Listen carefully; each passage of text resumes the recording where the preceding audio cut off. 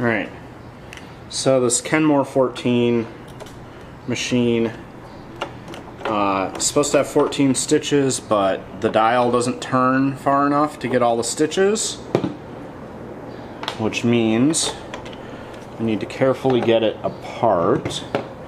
And this machine has a metal back here and then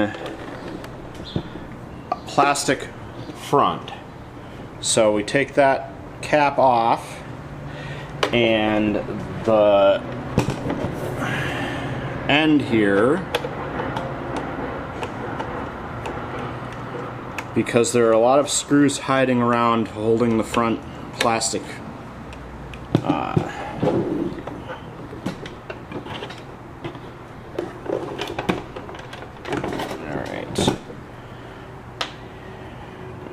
pop our needle out of the way.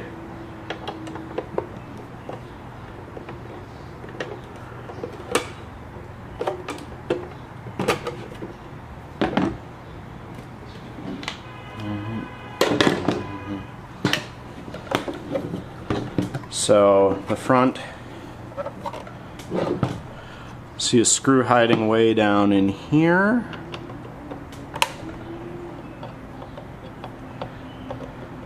And then there are two other screws in this end cap for removing the front. And this, because of the way the cast base works, it's when it lays on its back, the whole machine is assembled into... Oh. I assumed that screw would be through a hole in a piece of plastic, but apparently that is just a clamped bracket. So I removed a screw I didn't have to remove, I just needed to loosen. Let's make sure that pops out here. Okay.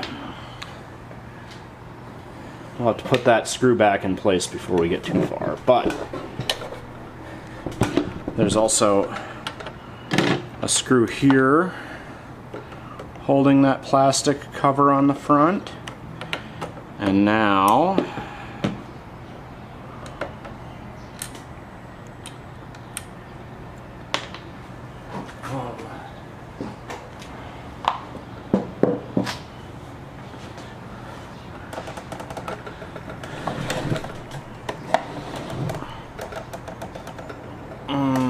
let's look.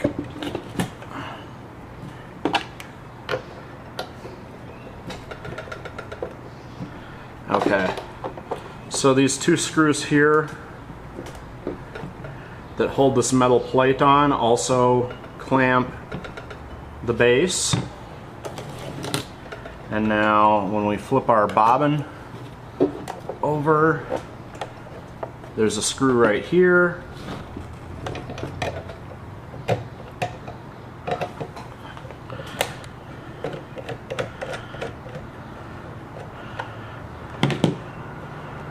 And that should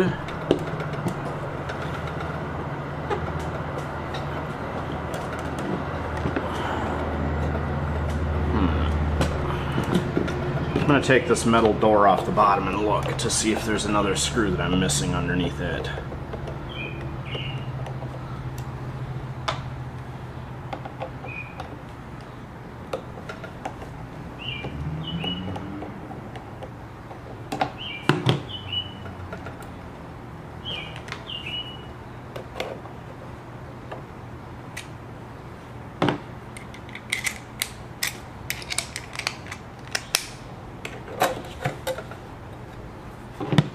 Yep.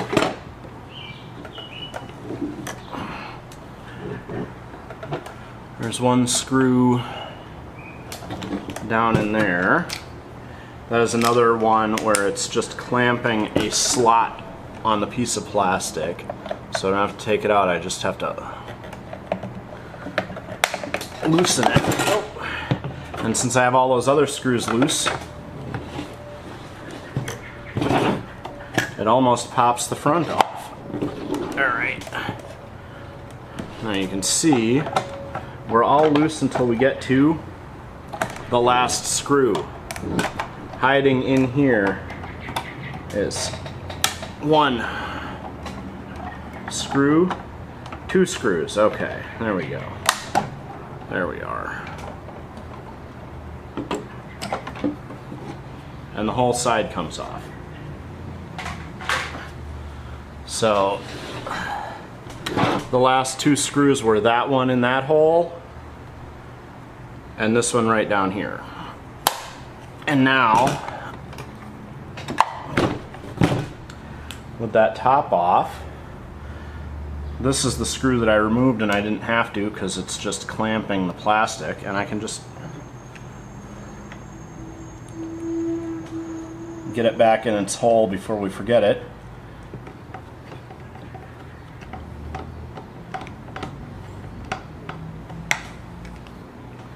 Alright. And let's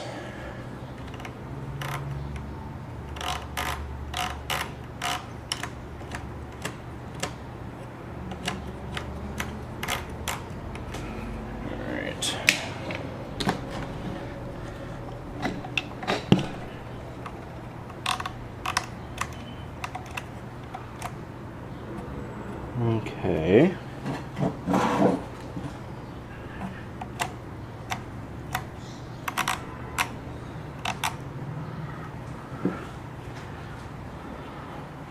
There is a screw in the center of this dial, and that seems to have the indicator on it. So we'll have to get that lined up. And how does this turn that?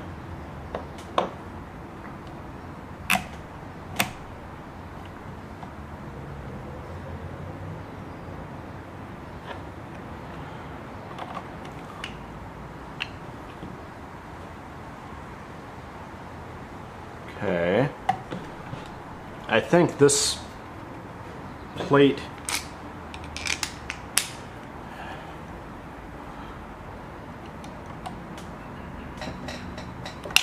this here I feel like should move in some way because it looks like it's got a tab on it, but let me move this camera. So behind this knob it's got a gear interface that does the actual turning of the dial, and then there's this metal piece here that I feel like should move as well, because it's got a plastic block here that is going to interact with this metal pin here, and I feel like that should move in some way. So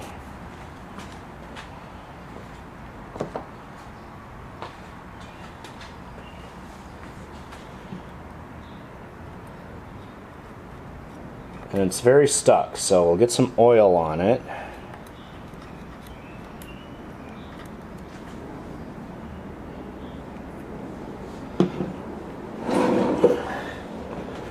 But also,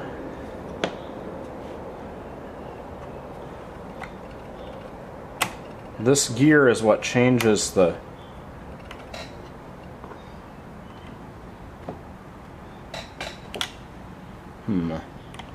maybe this piece doesn't move.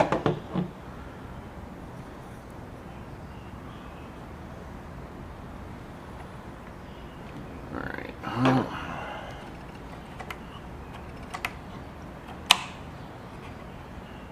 Okay. That's as far as that cam goes one way, and now let's just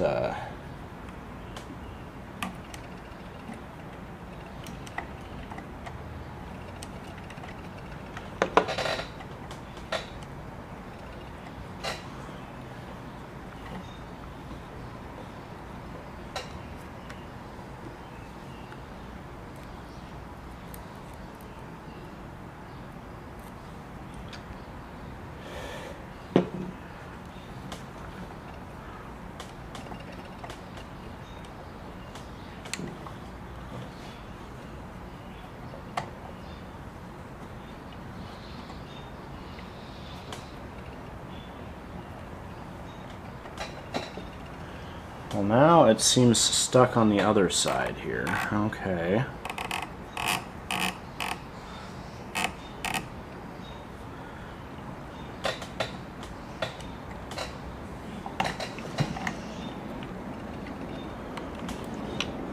Looking at the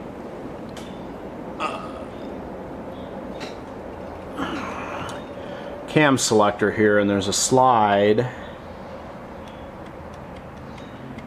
and the gear here is supposed to rotate the selector that bumps the slide back and forth, but that's not happening. Let's poke at that a little bit more, but I don't know where to put the camera for that, so let's move it again and see what happens. Alright, you've got a top view, I'm in the front here. We've got our cam stack here, and the selector is supposed to be moving back and forth across a slide, and so I'm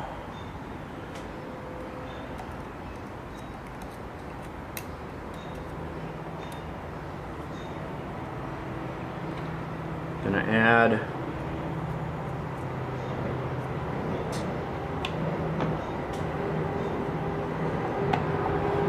bit of oil here.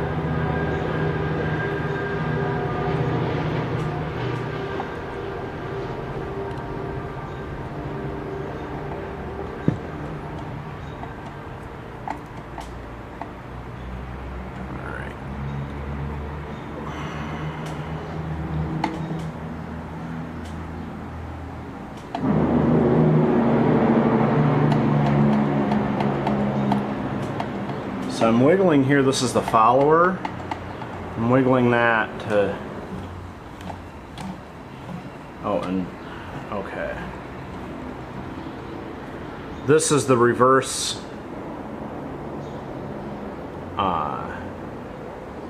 follower. So we got that follower lifted, we're gonna lift the left and right follower, and that made this, there we go.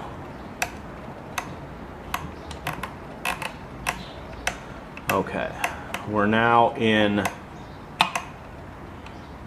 this is supposed to rotate all the way around and snap back. Okay.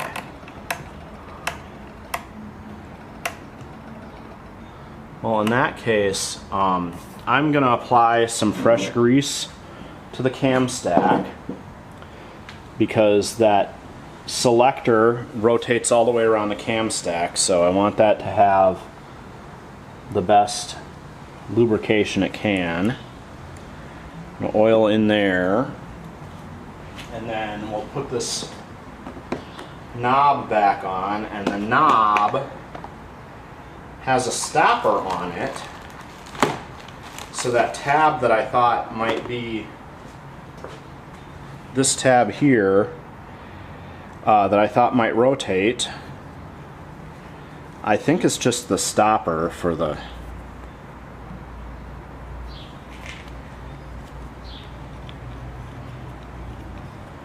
cam selector, but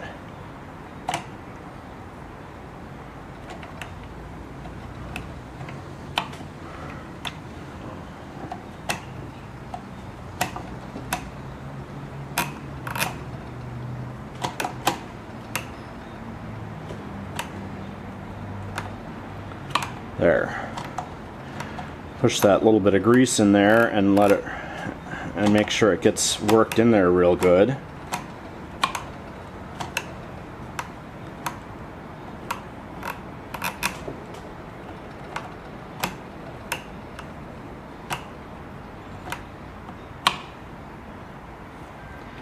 Okay.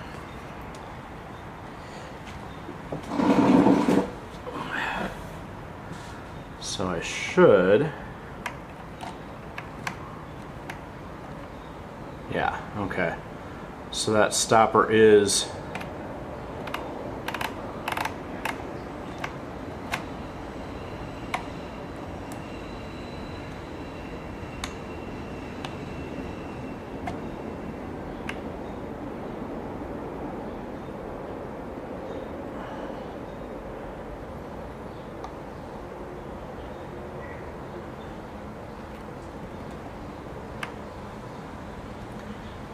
that piece is a stopper.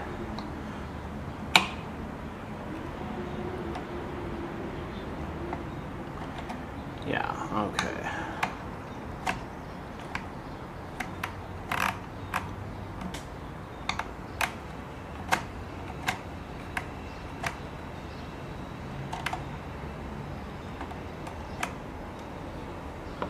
I don't know what this stopper is doing in here, so I'm gonna see if we can get that removed.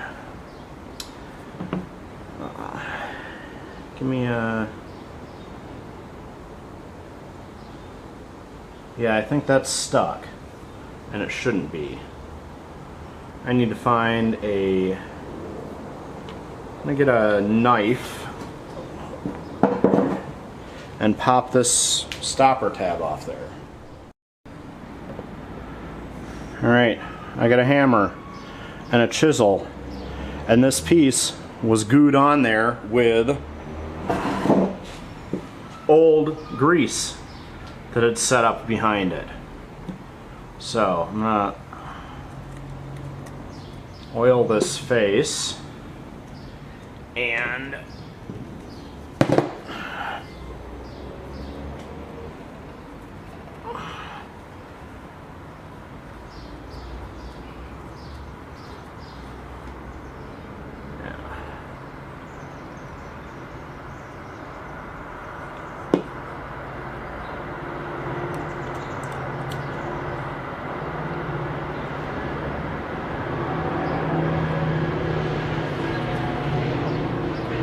now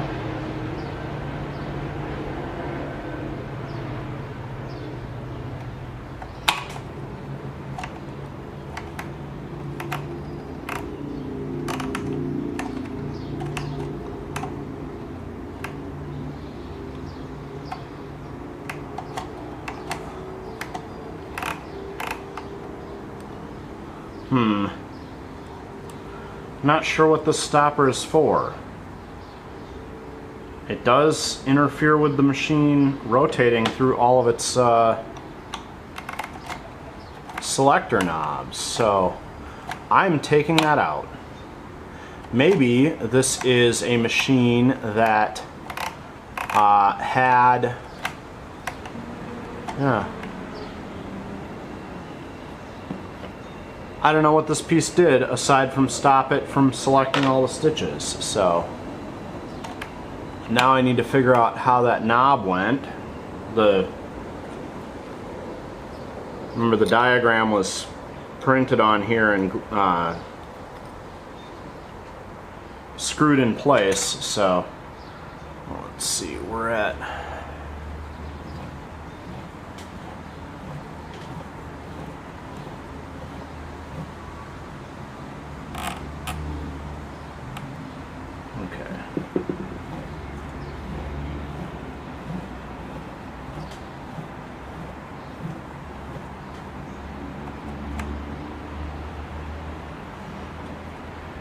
Alright, well, first we gotta analyze which stitch we're on here. So I'm gonna stop this and figure this out very carefully. Alright, I figured out how to set this knob, or this selector face, correctly. You'll notice that I have the click here, but also there's a big notable clunk between the actual cam selections, and the indicator has the straight stitch and then it has the slide selection notch by notch up to the full zigzag, and then clunk to the next pattern cam of the stretch zigzag triple stitch, and then another clunk, and that's our blind hem zigzag, and our straight zigzag to the next setting, or rather our blind hem right and left, I don't remember which ones those are, and then a box stitch, and then we get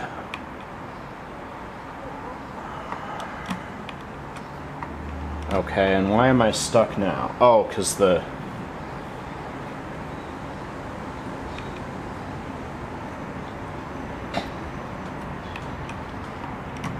This was rotating completely around just a moment ago. Now what?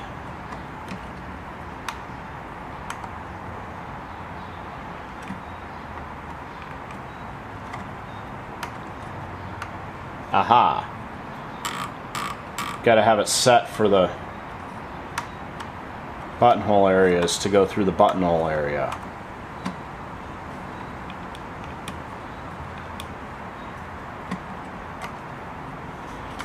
And most importantly, this is one of the stitch knobs that only selects in one way.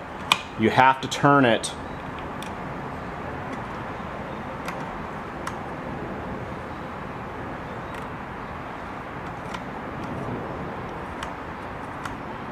you can use the buttonhole feature forward and backward, but to select stitches you need to go the correct direction around, because you can't back up out of the buttonhole area.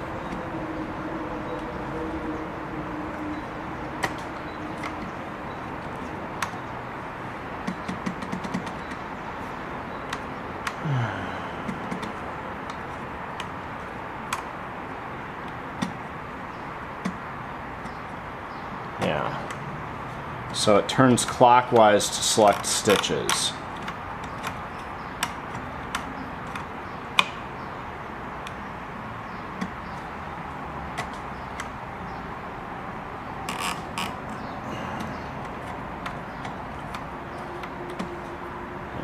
Okay.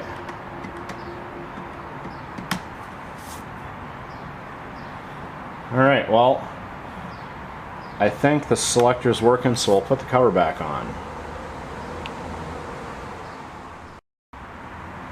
Okay.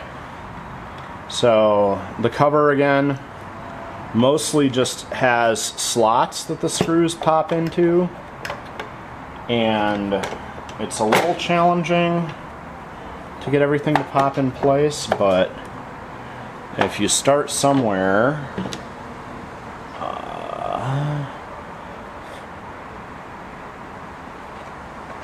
and I'm just going to get this screw behind the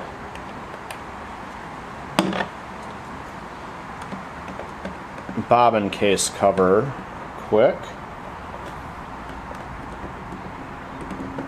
because that'll hold the rest of it in place for a minute. Then we gotta lift our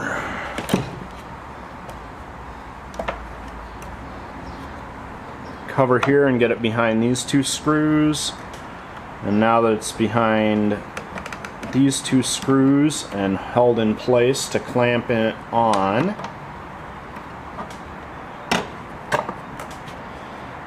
we can go and put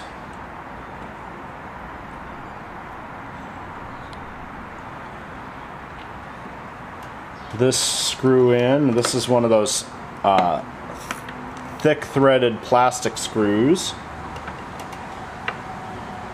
The nice thing about this machine is that most of the screws appear to be interchangeable. They're all the same size. So there's those. And now we've got our plastic behind, tabs behind these three screws. 2, and this third one down deep in there. And I'm pulling the machine like it did, the cover did just drop on, but I am holding it on while I tighten the screws down to make sure that they don't work it loose. And then this metal cover is part of the clamping for these two screws, so we got to get that metal cover in before we tighten these two in.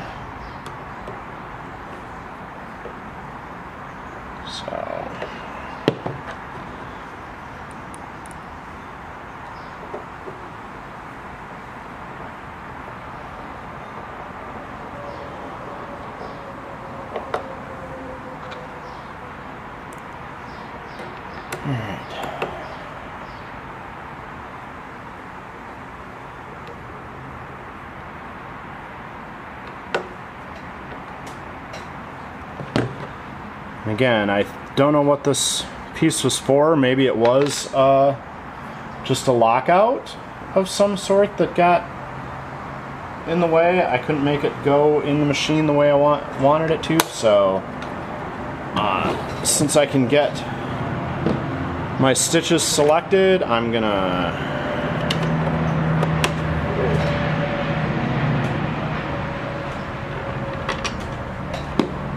consider it extra and leave it on the bench.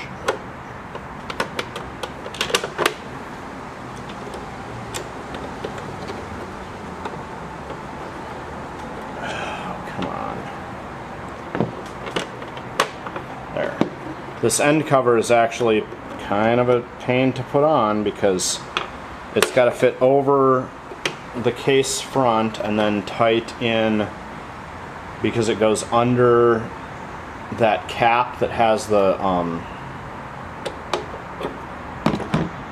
so it goes over this trim area and then it goes under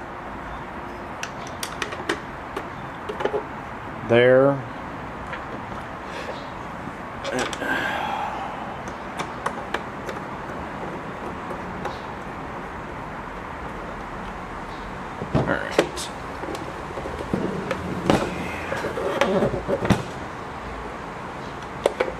And there, the last screw. Alright, now let's give this a try.